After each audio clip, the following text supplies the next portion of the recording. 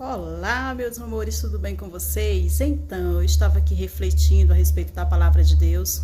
Quero comentar um pouquinho aqui com vocês e quero logo pedir que você, ao término desse vídeo, deixe um comentário a respeito de que vamos fomentar aqui. Observando o livro de João, nós nos detemos com diversas situações. Veja, no livro de João nós encontramos a história do cego de nascença, encontramos Jesus como bom pastor e encontramos a história do Lázaro, né? O Lázaro, aquele que morreu, que as suas irmãs mandaram um recado para Jesus e Jesus não pôde atender no momento em que elas precisaram. Nós nos encontramos com essas histórias e outras mais. Agora vejamos. Antigamente as pessoas, elas, quando estavam doentes, leprosas, ou eram cegas, ou tinha alguma doença que, digamos que não fosse pegajosas, né? Essas doenças, mas eram doenças.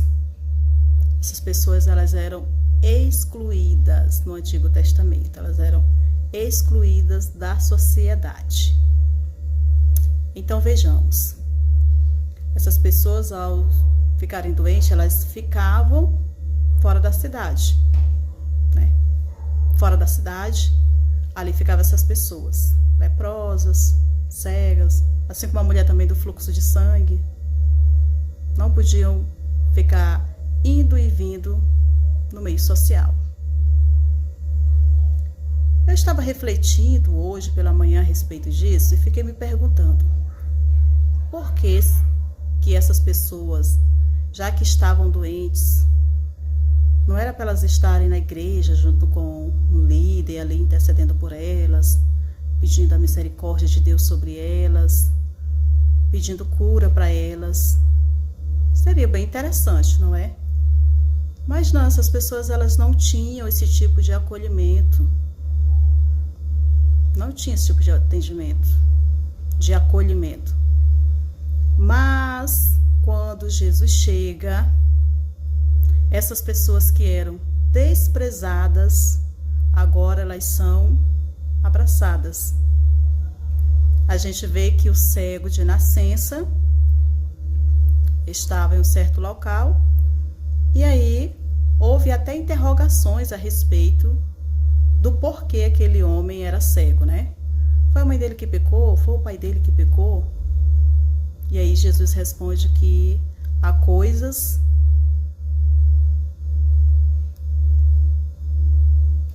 que acontecem para que a glória de Deus seja revelada, ou seja, para que a glória de Deus possa alcançar outras vidas, outras pessoas. Refletindo sobre isso e me aprofundando mais nesse assunto, eu pude entender o porquê que quando Jesus estava desenvolvendo o seu ministério, muitos judeus não gostavam de Jesus. Havia muitas dissensões entre eles a respeito de Jesus.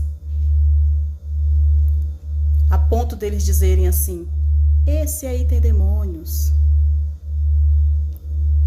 esse aí não é filho de Deus, esse aí não tem nada com Deus.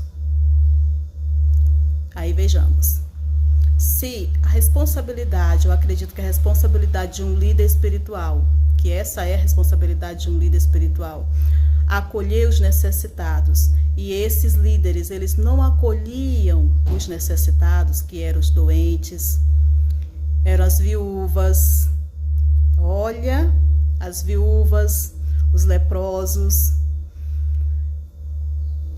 Quem era por essas pessoas? Ninguém, gente, ninguém era por essas pessoas. Essas pessoas viviam elas por elas, eram elas por elas.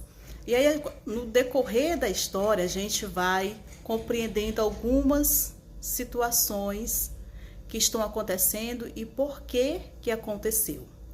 Veja só, em alguns momentos da história a gente vai encontrar em certos pontos da história, que alguns sacerdotes estavam observando Jesus pregando, observando Jesus curando, observando Jesus libertando os cativos. E por que que esses sacerdotes estavam a observar Jesus se eles tinham o templo para ficarem, para cuidar do templo, para cuidar do povo? Por que que eles estavam observando Jesus? Era porque quem era para eles estarem cuidando, eles não estavam cuidando. Agora essas pessoas estavam indo atrás de quem?